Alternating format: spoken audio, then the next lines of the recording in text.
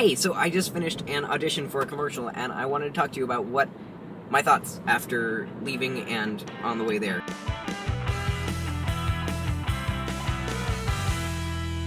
So, in preparation for the audition, I got a call from my agent the day before saying, I had an audition, can you confirm that you'll be there? And so we did, and then I went and researched the topic of the audition, or of the commercial.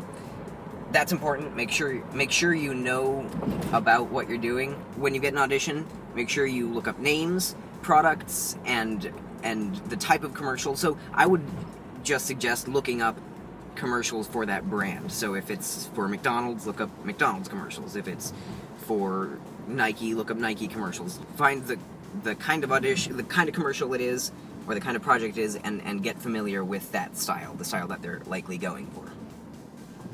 And then make sure you print off the right script. So once we got to the audition location, I realized that I had printed off the wrong script. I had memorized the wrong one. So thankfully they had one there that I could look at and memorize within the 15 minutes that I had. And I'm lucky that it was about the same thing because I printed off the wrong script, but the auditions were about the same thing, so the information that I had looked up still informed me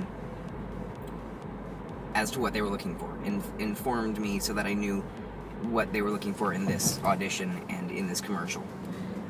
So I did that, I looked over it, and had it, thankfully, memorized by the time I was actually in there. But if you don't have your script memorized,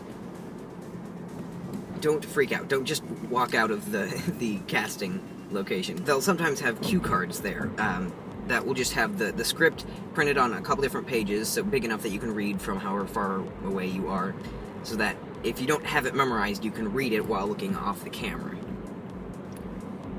That's not ideal. It is certainly best to have it memorized. That shows that you're a professional. It's often distracting to have to read it, and as you're reading, your acting is less authentic. But just a heads up, if you simply can't have it memorized, don't freak out. On the way back, I think I did well. I'm really excited. It seemed like a good audition, and I had a small conversation with the casting director, which was nice. So, keep your eyes open for future updates and see what's happening. Wish me luck. Also, make sure you bring a tape measure to your auditions. It sounds a little weird, but when you go for an audition, you'll be handed, or you'll have to go get little slips like this. They'll be printed on a piece of paper, or they'll either be full-size or, however they decide to do it, but it's filling out information about yourself.